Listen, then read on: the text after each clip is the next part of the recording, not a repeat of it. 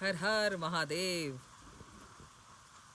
मुझे किसी मेरे भाई ने बच्चे ने पुत्र वत किसी ने बोला अभी कि आप लाइव कीजिए। मैंने कहा ठीक है, करते हैं, लाइव करते हैं। यहाँ पे बारिश हो रही है, देखिए।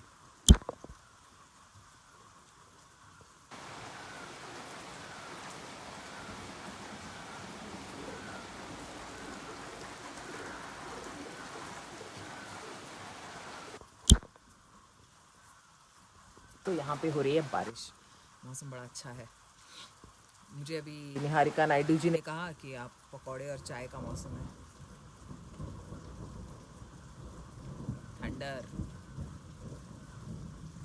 आपको पता है, मैंने कल एक सपना देखा था। मेरा लाइव आने का रीज़न ये है, कल एक सपना देखा था। सुबह मैं लवी से कल डिस्कस कर रही थी कि एक विच जो है वो सब चीज़ ड्राई कर रही है। ड्राई करना मतलब अधिक गर्मी होना, जहाँ पर सब चीज़ें सूख जाती हैं, गर्मी की वजह से सब चीज़ें सूख जाती हैं, वहाँ पर वो लोगों को मार रही है।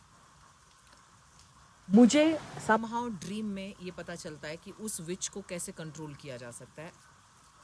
तो जब उस विच को पता चलता है कि मुझे ये चीज़ ये सब मैं ड्रीम में देख रही हूँ, और जब उस विच को पता चलता है कि मुझे ये चीज़ पता है, तो वो मुझे मारने के लिए आती है। तो दोनों बार मैं बच जाती हूँ। एक बार वो वैसे अटैक करने की कोशिश करती है, तो मैं पानी डाल देती हूँ उसके ऊपर, क्योंकि मैंने उसको देखा वो पानी के पास नहीं जा रही है। जहाँ पानी है उसके पास वो विच नहीं जा रही है। तो ये डिकोड कर रहा था ड्रीम, अपने आप ही कुछ डिकोड करने की। ड्रीम के थ्रू मैसेजेस मुझे हमेशा से मिलते रहे। तो उसके बाद में वो मुझे किसी बड़े फरसे से मारने की कोशिश करती है, तो मैं उससे भी बच जाती हूँ। देन वो बहुत गुस्से में आती है और ख़राब करने की कोशिश करती है। लेकिन मैं चिल्ला करके सबको बोल रही हूँ, बिकॉज मैंने स्ट्रीट्स को खाली होते हुए देखा, जैसा हमारा इस समय चल रहा है, सब खाली है, लॉकडाउन है, सब बंद है। तो मैं चिल्ला चिल्ला करके लोगों को बता रही हूँ उसके ऊपर पानी डालो, क्योंकि ये पानी से दूर भागती है, ये पानी से ख़त्म होगी, इसको पानी से ख़त्म किया जा सकता है। तो जब उसके ऊपर पानी डाला जाता है, बहुत सारा उसके ऊपर पानी डाला जाता है, तो वहाँ से वैनिश हो जाती है, वो अपनी जगह से ही गायब हो जाती है जहाँ पे होती है वो। तो somehow I don't know इसका पूरी तरह से मतलब किस तरह से समझा जाए इसे। लेकिन जिस जिस सिचुएशन में हम लोग हैं, मुझे लगता है हम ज़्यादा से ज़्यादा अपने आप को हाइड्रेटेड रखें। और बहुत से, अभी मुझे पता चला, बहुत सारे स्टेट्स में बारिश हो रही है, अलग अलग स्टेट्स में बारिश हो रही है। तो हो सकता है कि पानी जहाँ पर है, या ज़्यादा पानी जहाँ पर, इनफैक्ट जहाँ बारिश हो रही है, वहाँ पर ये स्प्रेड ना हो पाए। एक पॉसिबिलिटी है, मैं ये नहीं कह रही ये चीज़ कंफर्म है, एक पॉसिबिलिटी है। क्योंकि जहाँ ज़्यादा गर्मी है, मुझे लग रहा है ये वहाँ ज़्यादा बढ़ा हुआ है इस समय पर।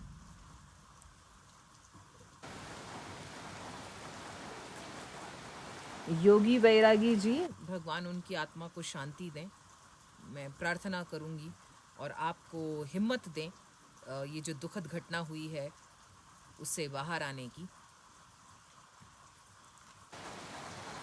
हम इस समय मिलकर हमें ये सोचना चाहिए कि हम इस मुसीबत से बाहर कैसे आ सकते हैं। आयुर्वेद है हमारे पास, नेचर है, ईश्वर के सामने झुककर प्रार्थना ही हमें इस चीज़ से बाहर निकालेगी।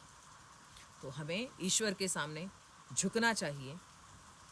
देखिए, मृत्यु जो है, जो आया है सो जाएगा, राजा रंक फ़कीर, एक सिंहासन चढ़ चले, एक बंधे जंजीर।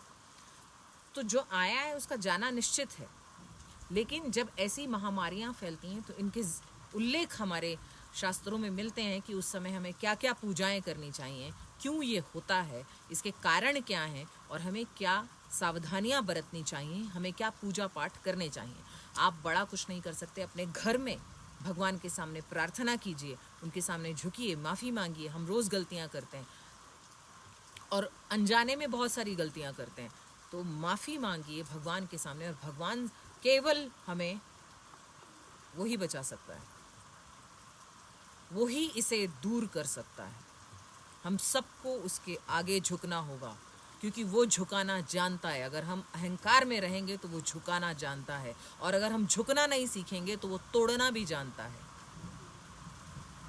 जो अहंकार में अकड़ के रहते हैं, जो पेड़ सीधे खड़े रहते हैं, वही तूफानों में टूटते हैं सबसे पहले।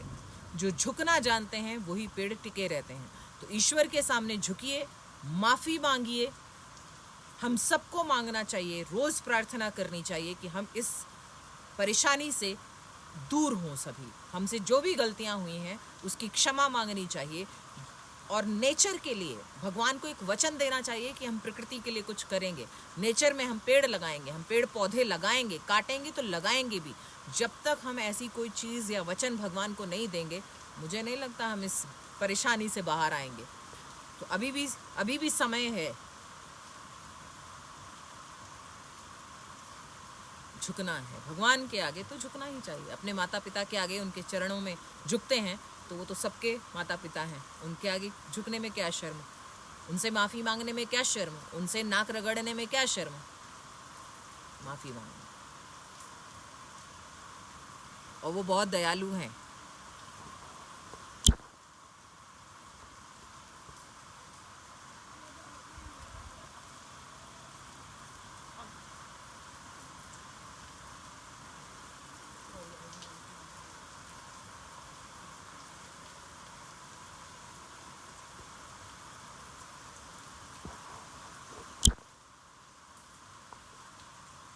अभी आपसे आज्ञा लेती हूँ।